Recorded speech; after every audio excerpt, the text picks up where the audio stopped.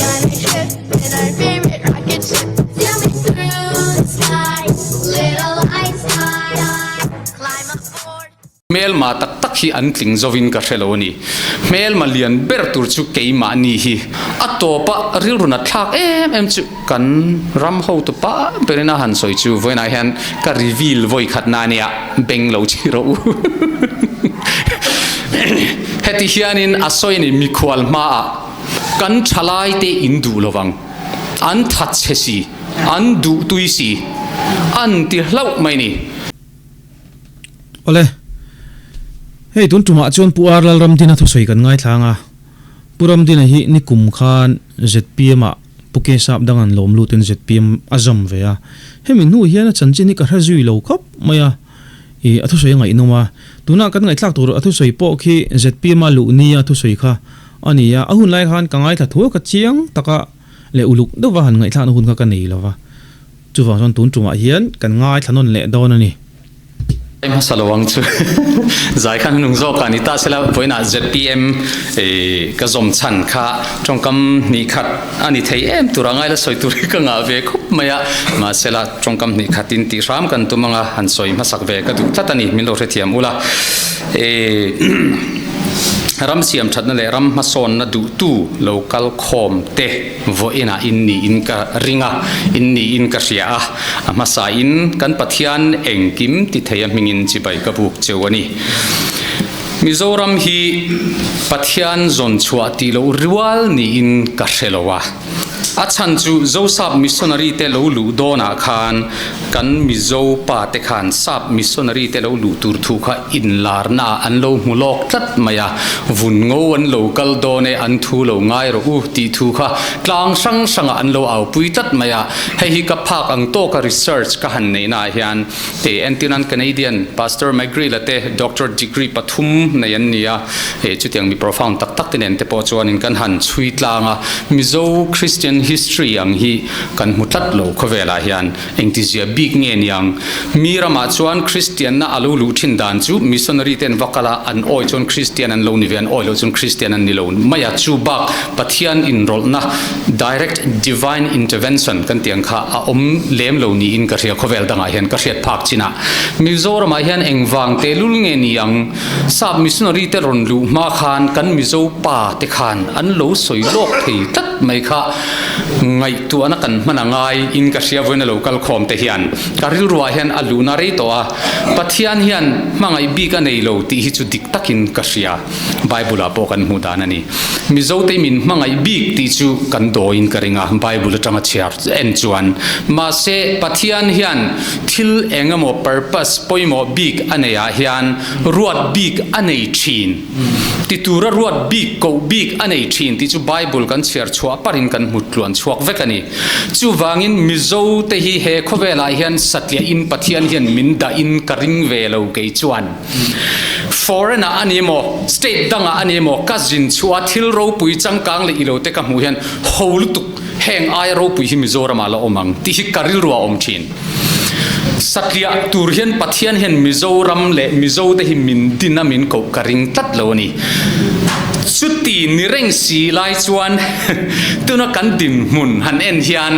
kan thangwa vel chu ka soi ngai lo in voina hian kan thetheu mai ni an negative lam angai thak nuam lo lam zonga kan ngai tu ana ron herdang lam voina hian katum lova eng po ni sela ram dang phalo reng renga om big reng mai se om ti na pialama hian chu aya level sanga chuan leile wana lalber rong kan bol na konga kan chim chin asang lei theilo hian lung ati oilo ani heti mai tur hi kan ni hian ke chu ka he theilo mizo te hi pathian in min da special dan hi ana melo leile wana lalberin min ko chua dan min zon chua dan hi khovel ram danga kan mu ve miau lo wangin tuna kan role play nep lu tu khi chu ani theilo khovel pum huap hian kan in mute turani lo tina ni chu voina hian mizo te hi voina local khom te hi kan in mute thiang lo hei hi pathian poi soina ang hian ani ang ti zong in kan soi te ang voina hian khowela kan mo phurna hi kan hlen chua angai ani chumi ti tur chuan tuna kan system nei sa te kong tin reng in han enta ila na china khan kan thu soi ngai nom deuh mai inspiring deuh mai kan ngai kha a tin min lom lu to tu zom tak poina aron soi ang khanin melma nein kan in thre mai thei zpm hian kan ti teng mi thar te ni ma ila melma nein kan lo in thre mai thei ma se pon lam melma hi chu ka ngai dana le khovel history and pohen melma tak hi an tling zovin ka theloni melma lian ber tur chu keima ni hi kan ni thei ani ti ka soiduni kan melma lian ber tur chu beidon na ani ti ka soiduni Mizoram din mun soi hian khoya mo kan ti ve thina mi thania ka hriat tenen te kan ti thin miro pui tak nia ka hriat te po an ni din mun sang le din mun tha om tenen kan ti ho tlan tum te hianin poi deuh chu ke chu ka beidong to ti ri ka hrezing em ani ke chu ka beidong to chu apoi tak zet ani kan mi tha te an beidong tlat hi apoi ka tia wena hian zpm hian kan mi tha te kai thole turin an beidong kai thole tur hian zpm hian potential anei thaber ni in ka ria keima min introduce to dan ka helo ka om lo hlanin min lo rel rep nge ka helova hey jj personality din tu le neitu hi kania society ani baka company angin achetel boka jj personality chu sang ni le som kuma khanin natna na men lo kan mangin pathian in min ko chuak ni in ka ria sarkar na kan nei ve chun ka ban sana mcs officer ni tura ka in buat sai lai mek ani boka katlin ve poi ka ring em ani ka tiange min rin lerin lo chu thuran ni sela ka in buat sai thai em katlin nge pok reng ma se chu tila chun pathian in min ko ni ria in sarkar na ka bang ta kan thalai te survey kan ya chuan kum som chuang liam ta te ya ka survey finding a chun kan thalai te za a somriat tanga za a somriat panga vel bor hi chuan mizorama nati tlak asap tongin soilok maila life sustaining job katia life sustaining job hei chung ko tharte po han din pui ve na tur mo na hi an mudon mia loti ka mudai toni arei tolu tukani chu ka mang an pui em khati lai chief minister ne na te mithil ti theine karin te ne na ka soina sa thin ma se tu bengaronga ma alut lawani chu wang chuan pathian in hemi ti tur hian min ko ni ange ti in jj personality kan din ta toy zong in chip chi ar vek chun ka soi don lova chumi tang chuan pathian khongai na zara ei tun din huna chuan chiang taka ka hria chu kan infrastructure te kan existing systems and policies te han en hian na trau voile khata kan chalai te tan mizoram chunga chon kan pe theilo ti hi kachian em awangin most viable ti thei berle ti thei nai vai ber ni pot chu ei zon na ti tlak an mu na tur foreign thon chua hi apoi mo masani ti hi ka muwa ti chuan survey ka han ne mizo thalai te hi foreign na thatak tak ti maila na tha chung chuang te hi chu dik takin a har deuh hleka khang kha kan sei chun dot kan soyanga amaro chu foreign rama an thalai tena an bo vak lo ma se a hlo thasi za box he housemate ti vel hi chu dik takin mania po li secretariat directors te commissioners te secretaries te local khom ma thu ka soya chu ta po chuanin ka soya housemate te hi chu ti to phi atul ka ti khop mai ti ten ka soi nge tu poi kan soi lo turanga ila an skills hi han upgrade saklekila housemate lo hi in kan thon chuak thei ni ti te hi chiang le in ka ria thalai te pathian khongai na zara chutia kan han tia tang chuan mi zatam tak hi mizoram atangin kan lo thon chuak ta north east thalai dangte po hi kan tir chuak heng hian zawai hi chon mi sang chuang foreigner na pa ngai pe in kan lo tir chuak ve ta der ani chung tena mizorama khatina an ron chun lu hi vai bel che chuang ani ve der to ani chutiang ngai tu chon he sector hi ngai tu anga ya kan thalai te din hun hi nu le pa te in tlang pui thalai ka mutam lo ta ta voina hian in fa te in tu te in ngai tu angai ani tuna ka thu soi hi ngun takin kan ngai tu somebody has to do something tunamo engemo ati vat angai chuti ni lo chuan kan thalai beidong te hian armed robbery te aron thleng thuai ang ti ka hlawe ka soina hi rei to ma se mizo thalai te fel je hi makati heti khopa beidong situation a anom chung hian hetiang te hi avan thleng har organized crime te hi avan thleng har kati miram ni se a thlen na rei to ngotang dik takin soi top mayang chu wang chon somebody has to do something and quickly tunamo engamo ati vat angai ni rang takin ti hi kachianga chumi ti tum chuan sarkar kal to te thei to pin ka pui thina ni achan chu kan organization thil tum kan objective number 3 a hian Mizoram develop turin sarkar dinglaya piang te an kut ti chak tura pui ti kan indin chan pak pathum na ani apoi mozia chu kan pol din sana chuan ma se chumi ti tur chon thei to kan han chuata kas soivek taila in chap ve hial thein kan a frustrating em ani thil ma sang hi kala ve china hei agriculture Mizoram development kan soi chuan official record a po za asom ruk velina primary e zon nata na kan man pui ber chu agriculture chu missing tam ber e zon na chu developila ram chu develop tani mayalom mathematics ro pui takangai lo ani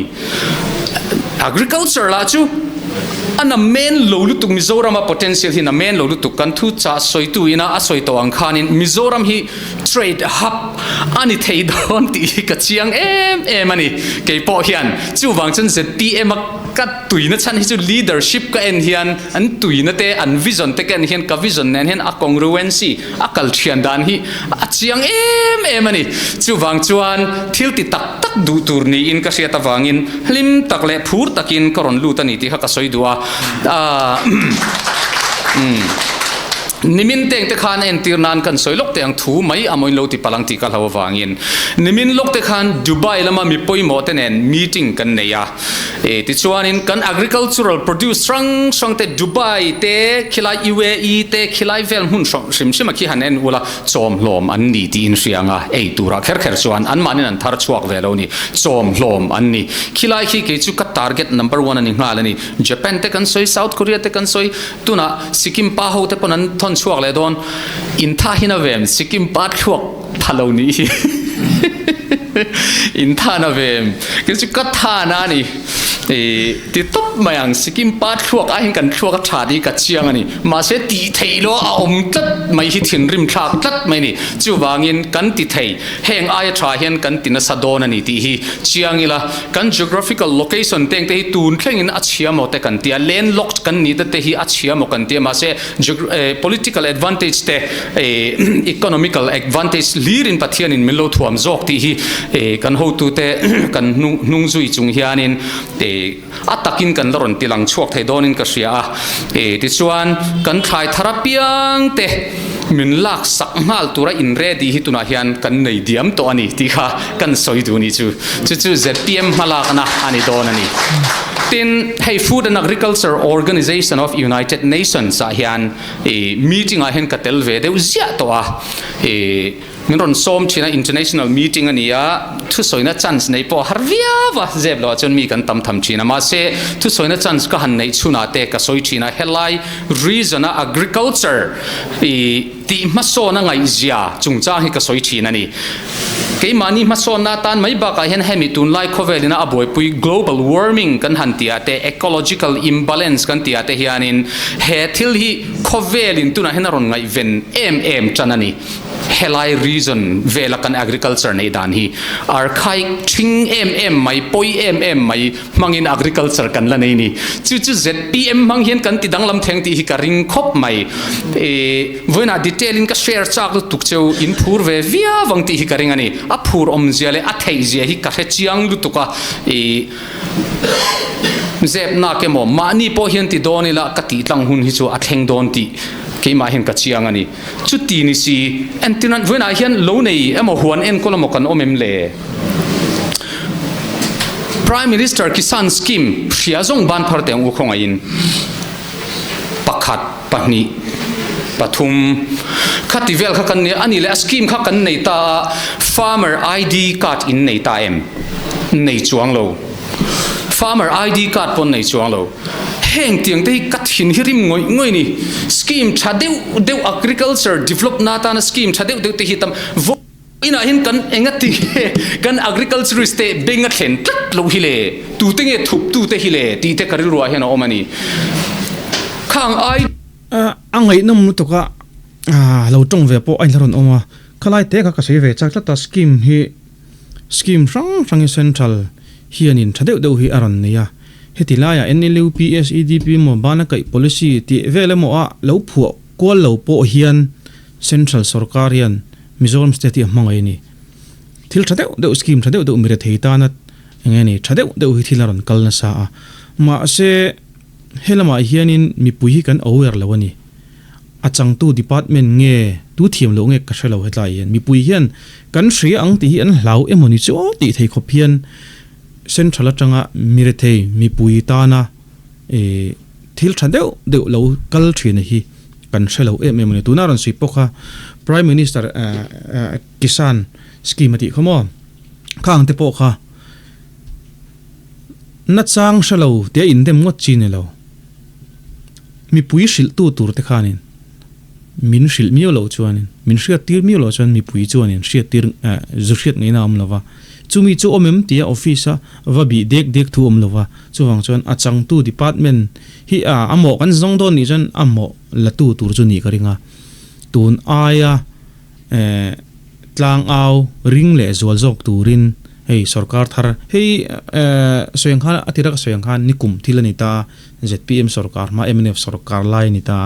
dona sarkar thar kan nei ta boka thil hi dang lam ro se andang lam ka be se ni mi pui ta hriat tur mi pui mire thei ta na thil tha local hi chu kan hriat nge hrelo thei lova I an pun chhuat zar hi kawan du em ti lai kha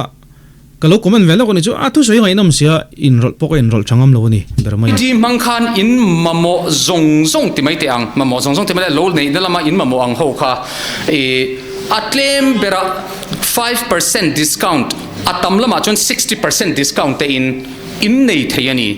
chung tiang tak ngial po kan rama hian avil wala hem hingei takania tiktak chuan khang tiang kha scheme sa existing schemes and policies kan ti te po hi thur chua tur hi tam kan sarkar kal to tele nimek ten anti du tat lo hi eng ti jiange hi mak takani FAO wa ka soive azara hian kan tiange pathian in ka tong sual chon min ngai dam sela tu mani soizara kan ron te chun ti lo ya ma se ka soi nuaron chua kani tatawangin cheng tam tak agriculture develop na tur foreign fund aron luta kathil ruang cheu vigilance committee kan omem hei lo eng lo nga ro chuzui nga ro ka han thil ruang cheu voina hian utilize lo vo in khenga mawangin utilization certificate pek tur anla nei thei lo wangin vo in kheng hian a petu khan in ron da lo chon ron pelet le to ro ti into na millions of dollars pek let mai turin tun din muna hina mek ti te kan threm athin rim kha kani khang kha ani na taka mangilang chuan kan lo nei tu te hi voina hian an develop lut tu hey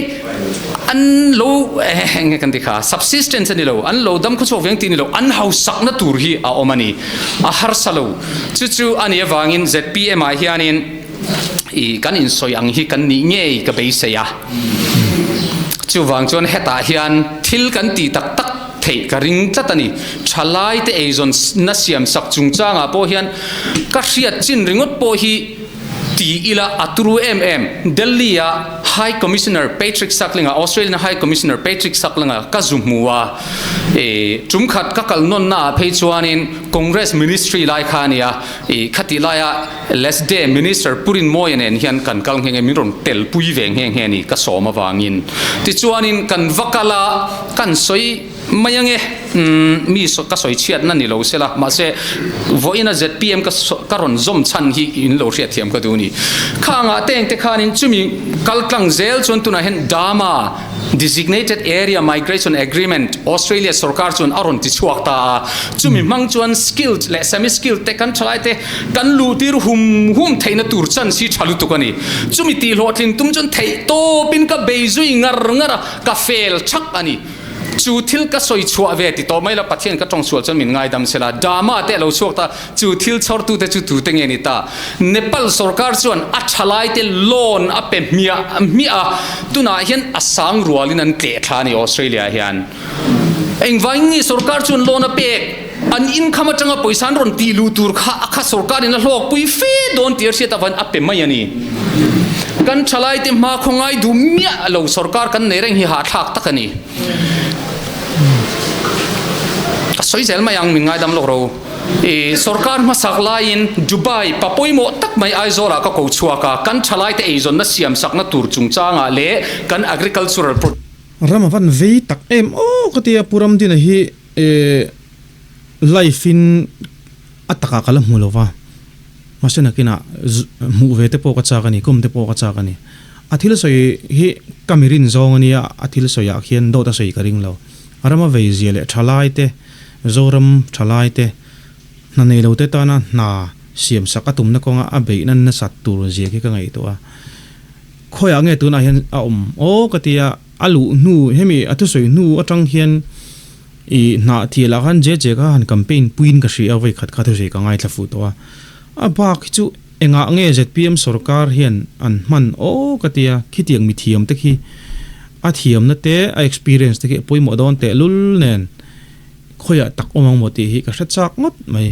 produce te khita kan thon chho tur chung changa chu ta chon zana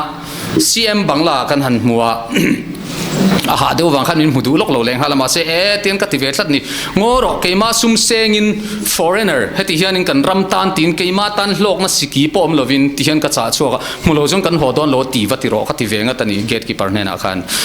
ti chon kan han muta buai tha tak mai chu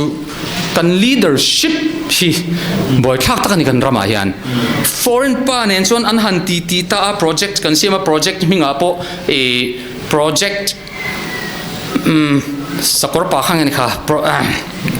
stallion project stallion ni rose sakor pa ang mai inkal zur rose kan te kan phur dun em ni kha Dubai pa nen khan mi poimo tak zetania ani kha ti chon project ka han thelu ta han soi dun atopa rilruna thak em chu kan ram ho to pa perena han soi chu voina han ka reveal voi khatna nia beng lo chi ro heti hianin asoi ni mikhwal ma kan thalai te indu lowang an that chesi an du tuisi an ti hlau mai ni chu wang chon tunge niang puzoram thanga nge pu hola niang ka sarkar ma sa atirenga ta aming kha soiloving ka ria tu na khan ka lo selova alo soi ni ro chon tu than ni se tu zok nge niang ti kha karil ro lo mai mai ni mi khol pa chon chief minister blessing tel lo chon kan tingam lawang atia atlol ta hlau thalai sang rual te meu na kan pek na tur kha tong kam ni khata wang han atlol ngal mak ti chuan agriculture lampang chungchang cho phur em tho so thing plantation huna te ti khan ka kalpuya ti khan a phur em in a ho tu te mo kam ho pui nu khan ma se re tak wang khanin ka han khol le ta ki ma khan ti chuan aron soi chu Jeffrey I have lost interest phur na kanei to lo aron ti ta dai imeini kan politician tenen anin biak nuwa chuan phur na ron nei to lo ni khami ti tur khan chu tiang chu kan ram din mun hi ni wangin a frustrating thin kan thalai ten ngai ngam taka foreign an kal theina tan hian protector of immigrants office aizola kan nei tulani ti in Delhi ka zukala India rama ho to paber protector general of immigrants ka zumuwa chumi chuan chief secretary lekha athon nga la ka om lai la in a copy min pe a kan ho to pa vena kan thu cha soi tu ne na po khanin a copy poi ka pe ve to nge han vil ro a lot in nan min ti ani protector of immigrants ramdanga chuak turte reng veng him tu office kha aizola north east pumpina kan in trom turin min pero kati ole ati ngalani min ngai poimo sak ngalani lekha po aziak ngalani Chief Secretary hena khan aizola square feet sang khat min pela POE office karon sangalang atini chu lekha chu ka kol rengani ma se chu thei patto pin sarkar panni te a hian ka beya vo in thlengin a hlo tling theiloni a makkat em chu mani sum sengin thil ti khena boi puya soyang khan athu soi khi karing hlelam ni adik tu ro ka ngai mi pa nga ya nia e khatikop khan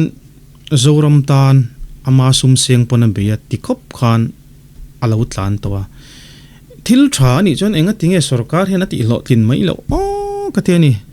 ZPM an sarkar tu na asoyang khan be sena nen aluta mami kan lo son to te ang pani tho khan ni chon avan be dong don em o kati prom din ka khongai ani chu kan khongai rol po ni lo mai the ma se a be se ang le atum dan zong sarkar pani kal to a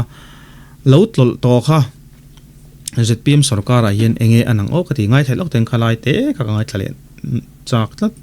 ani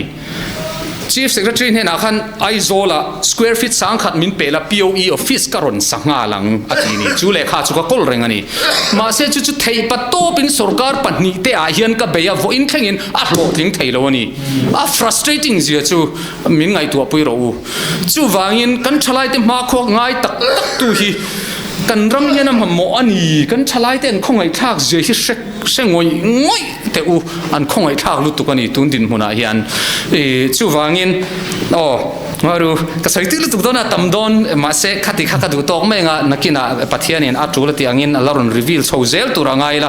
voina hianin ka hlimem ka lomem e ka advisor ten min advice dana ni tuna ZPM karon zom nahi amma chuanin e political party zom big nei lo hi kan ril ruk ve thin dana ni e amma ro chu ka mu chwa to chu thil tak tangkai ti tur chuan thil tak ti tum party an omani chuan chu kan bel angai ani kan ram hi tu main min siam that sak don si lo ke mani lo chuan ti hi awangin voina hian lom takin karon zom ve ni ti kha kan puange ZPM chewing khom ZPM office a chewing khom neya thu sei ka ngai thak to chon a strong ka ti berani apui khop mai puram din hi china ka soyang khan ataka te po lam hu tumila enge tuna hen a chan chin o katia chief minister te khan advisor tan te khan han mang sela ti te ka karil ru a chona lo langani ani ang mithiam atak takaram mangai tu khitiang khi chief minister he namomoni tuna kan advisor te hian chhe ka tina ni chung lovin anni pom tho sela puje free mo pu ar lal ramdina pokhi advisor to CM te po han ni ve sela thil thadeu kha om thein kaloring ani jo ka be sena ni chu imponi sela thu soi ngai nam tale thatak ani tun tu matan chuanin du to le photange thir tu te top thlenga melo eno wangin tom thu ka soye